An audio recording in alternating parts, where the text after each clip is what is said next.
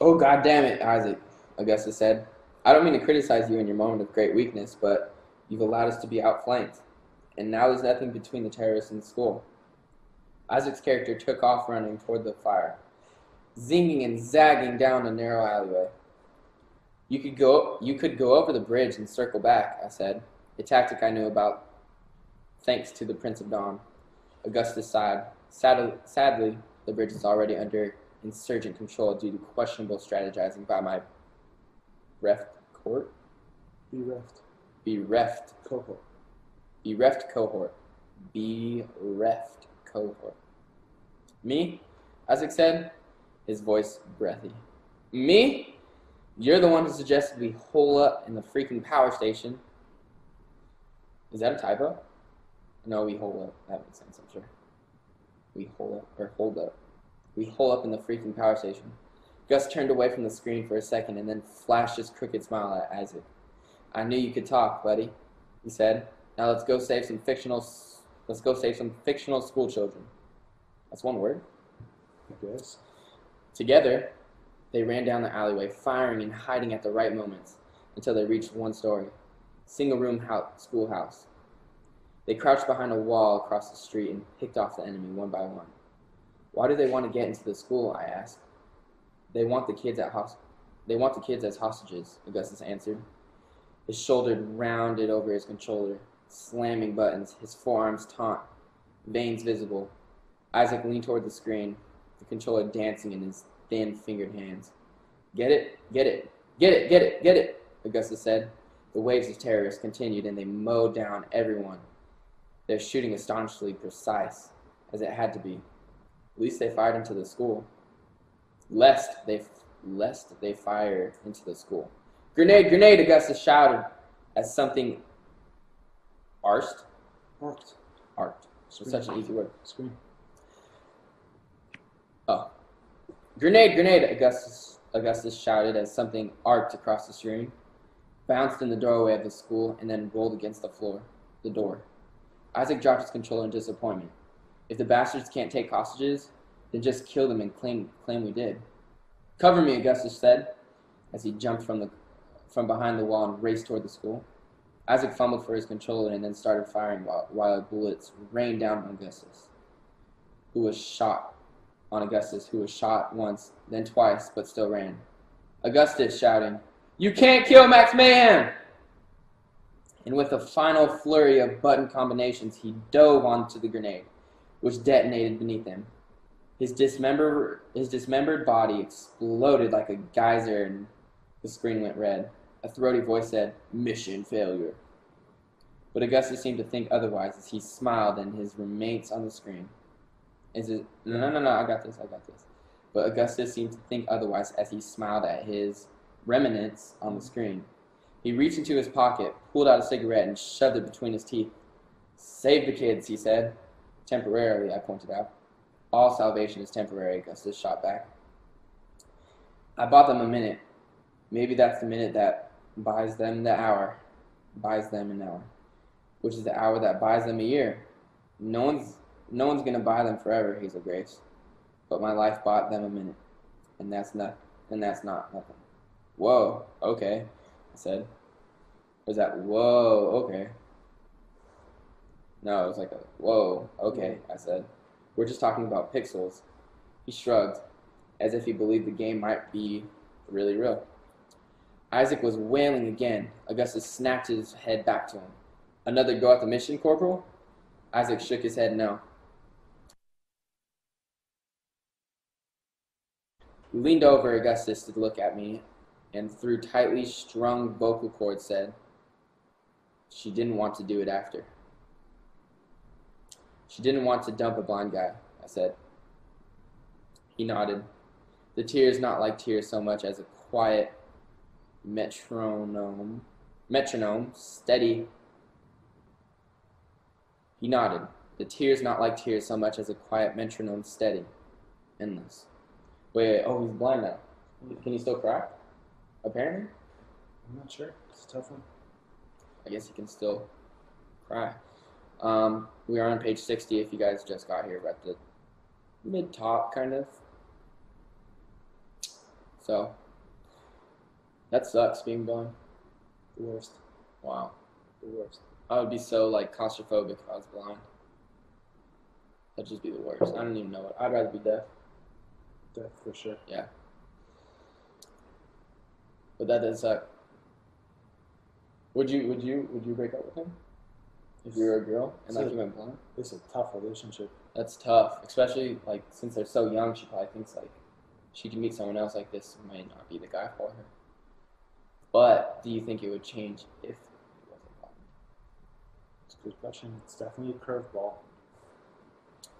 But if he's blind, then how is he playing the game?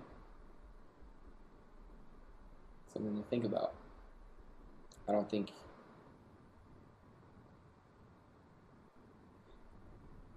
Unless he's not blind yet. I don't know. I'm not sure. Did it say that he went? Because didn't it talk about it in chapter 2? Like how he was going into the thing, but I don't know if it said. I don't know if it got into that yet. I'm not sure, but he still has one good eye. Oh yeah. He's not blind yet. So he's not blind yet, yeah.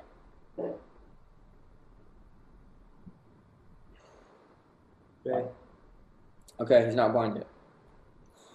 I can't pay attention when the comments are blowing up. Just don't look at the comments. And he's not blind yet. Okay, cool. I love you, Veronica. All right, let's continue. She didn't want to dump with the blind guy, I said. He nodded. The tears not like tears so much as a quiet metronome. Metronome, right? Mm-hmm. Steady.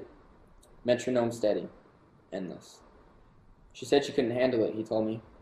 I'm about to lose my eyesight and she can't handle it. I was thinking about the word handle and all the unholdable things that get handled.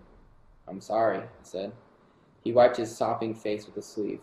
Behind his glasses, Isaac's eyes seemed so big that everything else on his face kind of disappeared. And it was just these disembodied floating eyes staring at me. One real, one glass. It's unacceptable, he told me. It's totally unacceptable. Well, to be fair, I said, I mean, she probably can't handle it, neither can you. But she doesn't have to handle it, and you do. Ooh, she said, it's not her problem, basically. Should deal with it. Yeah. I kept saying always to her today. Always, always, always. And she kept talking over me and not saying it back. It was like I was already gone, you know? Always was a promise. How can you just break the promise? Sometimes people don't understand the promises they're making when they're making them. When they make them, I said. Isaac shot me a look. Right, of course. You know, that's like a, right, of course. But you keep the promise anyway. That's what love is. Love is keeping the promise anyway.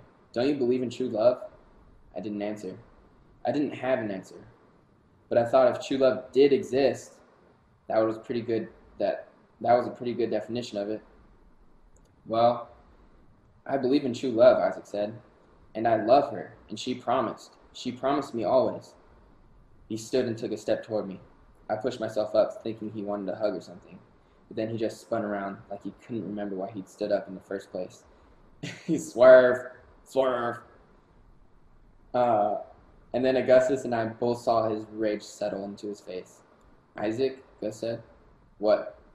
You look a little, pardon the double entendre. Entendre. Pardon the double entendre, my friend, but there's something a little worrisome in your eyes. Suddenly, Isaac started kicking the crap out of his gaming chair, which somersaulted back towards Gus's bed. Here we go, said Augustus. Isaac chased after the chair and kicked it again. Yes, Augustus said. Get it. Kick the shit out of that chair. Isaac kicked the chair again until it bounced against Gus's bed, and then he grabbed one of the pills and started slamming it against the wall between the bed and the trophy shelf above. Augustus looked over at me, cigarette still in his mouth, and half smiled. I can't stop thinking about that book. I know, right? He never said what happens to the other characters. He never says what happens to other characters? No, I told him. Isaac was still throttling the wall with the pillow. He moved to Amsterdam, which makes me think maybe he's writing a sequel featuring the Dutch Tulip Man, but he hasn't published anything. He's never interviewed. He doesn't seem to be online. I've written him a bunch of letters asking what happens to everyone, but he never responds. So, yeah. I stopped talking because Augustus didn't appear to be listening. Instead, he was squinting at Isaac. Hold on, he mumbled to me. He walked over to Isaac and grabbed him by the shoulders. Dude, pillows don't break. Try something that breaks. Isaac reached for a basketball trophy from the shelf above the bed and held it over his head as if waiting for permission. Yes, Augustus said. Yes! The trophy smashed against the floor, the plastic basketball player's arm splintering off, still grasping its ball. Isaac stomped on the trophy. Yes! Augustus said. Get it! Get it! Hey, get it! And then back to me. I've been looking for a way to tell my father that I actually sort of hate basketball, and I think we found it. I like him. He always finds something positive in everything. He finds something positive in everything. And we found it. The trophies came down one after the other, and Isaac stomped on them and screaming while Augustus and I stood a few feet away, bearing witness to the madness. The poor, mangled bodies of the plastic basketballers littered the carpet. Yes. The water.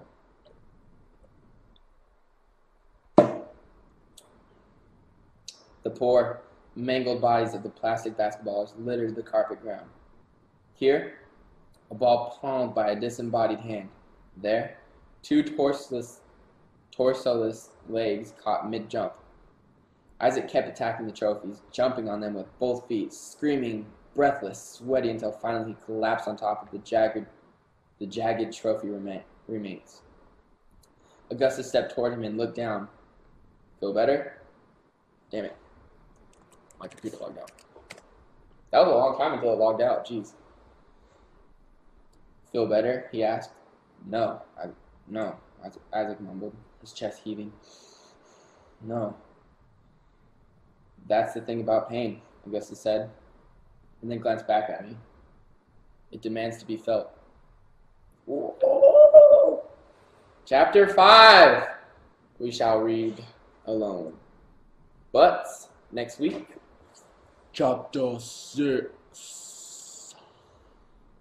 So what did you think? I thought it was a good chapter. We're getting somewhere. Yeah. You're what? I'm liking the development of characters. Yeah.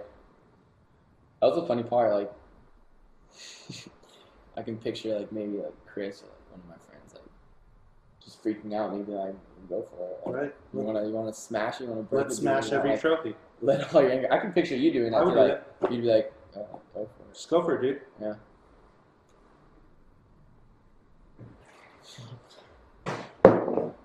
That's what's up. Yeah. Oh, I made it in the scene! Yes! What would you do if I threw this? That'd be too far. This, you just don't care. Like, I'd be like, yeah, throw whatever you want. I would throw the book, but I kind of have to read it. What did you guys think?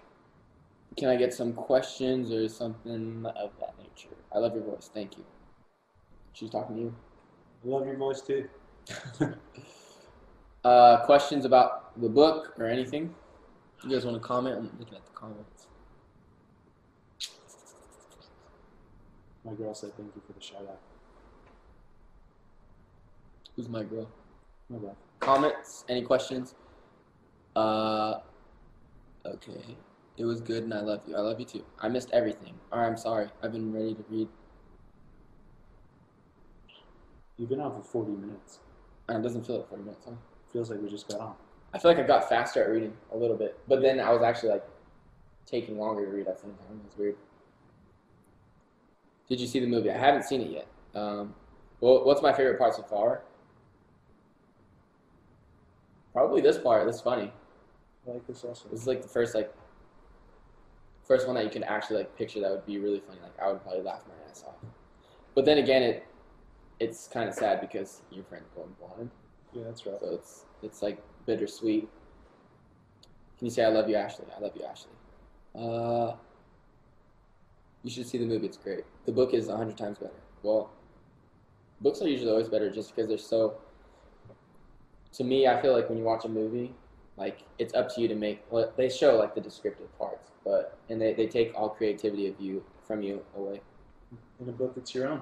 And in a book, when they describe something, it's up to you to make the setting, basically. Yeah, it's your interpretation. And I think the movie always leaves out like some parts that are like impossible to film. Like in Harry Potter, I used to read Harry Potter, but like they left out a lot of stuff that was like crazy, and like they do some different parts, but yeah, the book is way better. Ah, you froze. I'm sorry. The movie made me cry. Who's my favorite? My favorite character is probably Augustus. Who's a dog? He's a beast. Beast. You can tell he pulled like he's a beast. Mad beast. You're improving on your reading. Thank you. Oh yeah, if you guys didn't know, I'm reading, and I started this whole book club not only to like have more time with you guys, but to like improve my reading and my pronunciation. Enunciation is good. And to like talk out loud. I haven't read in a little while, so yeah. And it's for acting too, like when I'm reading scripts or like stuff like that. Any other questions? Are you excited for the Hunger Games? Oh yeah, I saw. We were watching Planet of the Apes. We saw a thing for it. All I see is a black screen. If you guys can see this, like say something so I know, or if it's like freezing, I'm sorry. Is it black or is it loaded? Am I the only one who pays attention and just wants to hear Cam's voice? Okay. Oh crap, that was a good question, but I didn't read it all. Do you guys have any questions about the book or the chapter that we're in? Anything? The comments aren't working for me. Give it a little bit more time to load. The comments are like really crazy right now.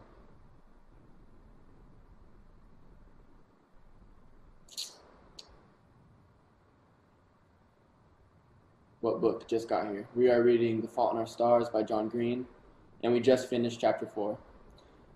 My favorite part is the part that just came on. To answer that with trophies. Yeah, and Augustus lets Isaac just destroy all of his trophies. What made you want to read the book? There's a lot of hype around it, so you interrupted my Netflix. My bad. I don't have questions, but your reading has improved a lot. Thank you. I appreciate it. Do you like the book so far? Yes. And if you guys are new to the book club thing, I do this every Tuesday, right? I'm supposed to upload a YouTube video. By the way, if you guys haven't seen that, go watch it. I got to spend the day with like my best friends, and like we did this slip and slide thing. It was really fun. But I upload a video every Monday, and then every Tuesday I do my book club, which is this. And do my Call Me Cam on Wednesdays, so tomorrow. I'm going to go now, but I'm going to be on Twitter, charge my phone. So if you guys have any questions about the book club, you want to talk about the book club, hashtag Cam's Book Club, and I will be responding to people for like the next hour, just like on and off. But yeah, thanks for coming, guys. I love you, and thanks for everything. Yeah, so hashtag Cam's Book Club with any questions, any comments to make it better. Be sure to read chapter 5 by yourselves, and then next week we're going to read chapter 6. And yeah, bye guys. Love you. Bye. Oh, wait. Actually, I want to talk about something. Another reason why I wanted to start the book club is because, and I'm a product of this kind of, our generation is kind of like not really like moving, like stepping away from like, how do I explain it? Stepping away from reading, and reading adds like so much like imagination and creativity, and I mean even me like it helps your vocabulary. It helps like a lot of things all in one, and I kind of wanted to start the book club to not only help me but help other people that want to start reading again. I wanted to try and get people into reading. So if you have a friend and you feel like they would like this or something like that, let them know. Every Tuesday, I do this. So I will talk to you guys later. Bye. Love you. Bye, honey. Dang, look how many coins I have. 345,000. What can we do with them? I don't know.